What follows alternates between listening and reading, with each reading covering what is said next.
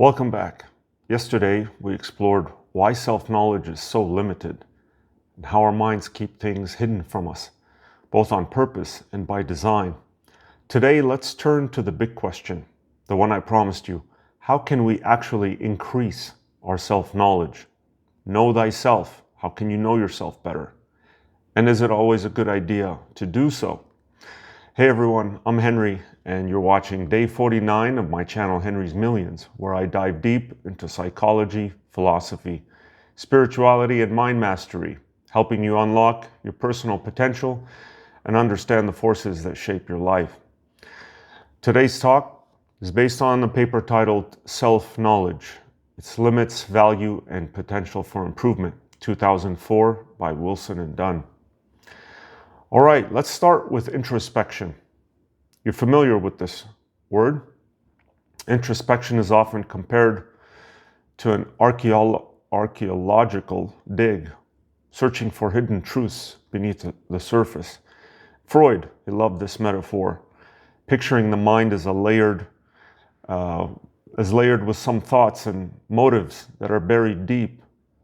But the modern view is more sobering than that. The vast, adaptive unconscious is fundamentally dissociated from our conscious awareness. It can never be directly accessed by introspection, no matter how deeply we dig. Introspection only reveals what's already in your conscious mind, your current thoughts and feelings. The deeper non-conscious processes that drive much of your behavior remain out of your reach. There is considerable evidence, however, that people have limited access to the reasons for their evaluations. So when we try to analyze the reasons for our feelings or choices, we often end up constructing explanations that fit our personal or cultural theories, not our actual motives. That was a real shocker, real eye-opener, to learn that we don't have access to the source of our feelings and choices. And then we end up constructing explanations that many times are inaccurate. So how can this introspection backfire? Research shows that analyzing the reasons for your feelings can actually make you less satisfied with your choices and less accurate in predicting your own behavior. For example, people who analyze why they like a particular piece of art or why they feel a certain way about a decision often end up less happy with their choices later. They've done many studies on this. This happens because when we try to explain ourselves, we generate reasons that are accessible in memory or consistent with our cultural script, but not necessarily the real drivers of our attitudes or feelings. We don't realize these expectations are incomplete or inaccurate, so we adopt them as our new attitude, even if they don't match our true implicit preferences. So when does introspection help? Focusing on your feelings rather than the reasons behind them can sometimes sharpen your self-knowledge and make your behavior more consistent with your attitudes, okay? So just focusing on the feeling itself, but not asking, oh, why am I feeling this way? Or this must be the reason I'm feeling this way. Also, writing about emotional or traumatic events, they've done studies on that, like expressive writing exercises can help you construct a more coherent personal narrative, which can lead to improved well-being. And vividly imagining future situations and paying attention to your emotional responses can sometimes bring your hidden motives into awareness, into your conscious awareness. For example, studies have shown that people who imagine themselves in a future scenario relevant to their implicit motives can bring those motives into conscious awareness, aligning their explicit and implicit goals. They've done studies on people that are going to play a competitive video game. So that can be helpful. But not all introspection is helpful. Rumination, you should be very familiar with rumination. Repetitively thinking about how you feel and why you feel that way, especially when you're distressed, can focus your attention on negative aspects of your past and future. That could be self-defeating, and the interpretations are self-defeating and less effective for problem solving. And research shows that rumination is associated with negative outcomes, while self-analysis, which is different, it's making sense of your experiences, can be beneficial in the short term, although it may slow recovery in the long term. So what are some other routes of self-knowledge? Henry, you've been giving us nothing but bad news. All right. So there is light here. So we can see ourselves through the eyes of others. That is one very beneficial way to learn more about ourselves, through the eyes of others, our peers, our friends, family. So this method of increasing self-knowledge involves considering how others see us. And it's a process that they call in literature symbolic interactionism. Symbolic interactionism. Why the heck am I introducing these terms to you all the time? It's useful, but I think giving it a formal label like this makes us take it more seriously, right? It's not just seeing ourselves through the eyes of others. There's a real scientific term for this, symbolic interactionism. It's great. So sometimes peer feedback predicts our behavior better than our own self-views. Amazing. When I found this out, it's amazing. If you think about it, the views that our friends or peers have about us, about our behavior and how we might behave, are many times more accurate than our own. They've done a lot of studies on this. It's true. So for example, your friend's judgment of your personality traits may correlate more with your actual behavior than your own self-assessment. But there are obstacles to this.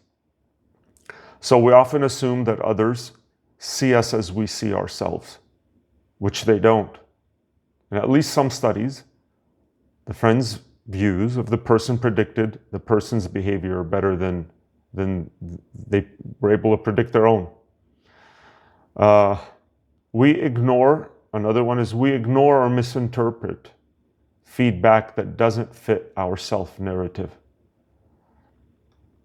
So that's kind of similarly related to a confirmation bias.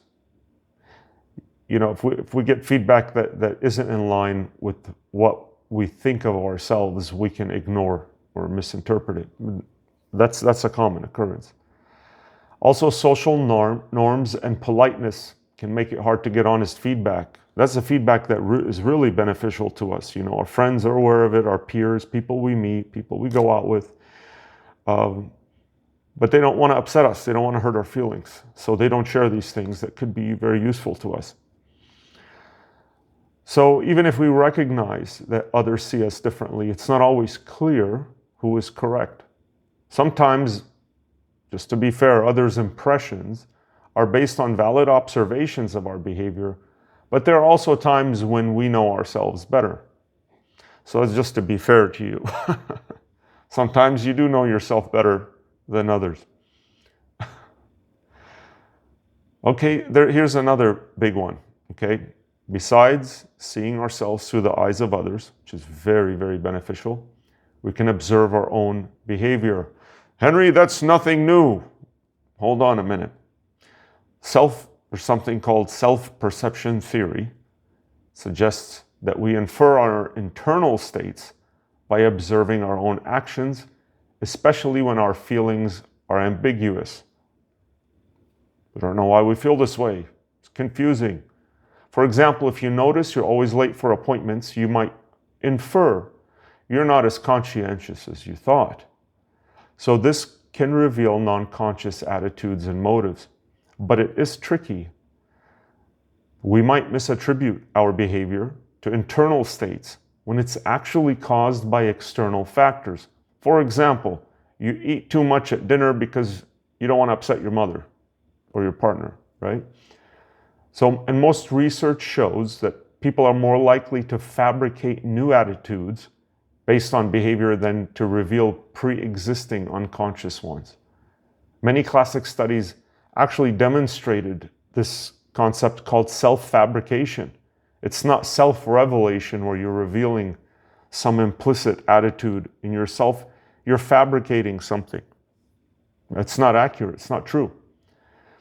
They have a test called the implicit association test. Gives new implicit measures, and it's making it easier to detect when behavior reflects hidden motives. And there is considerable evidence that the self-perception process is itself quick and non-conscious. Whoa, what the heck did you just say? The self-perception process is itself quick and non-conscious. Of course, you can say, no, I'm perceiving myself and I'm doing it consciously now. Sure, there is a conscious component to that.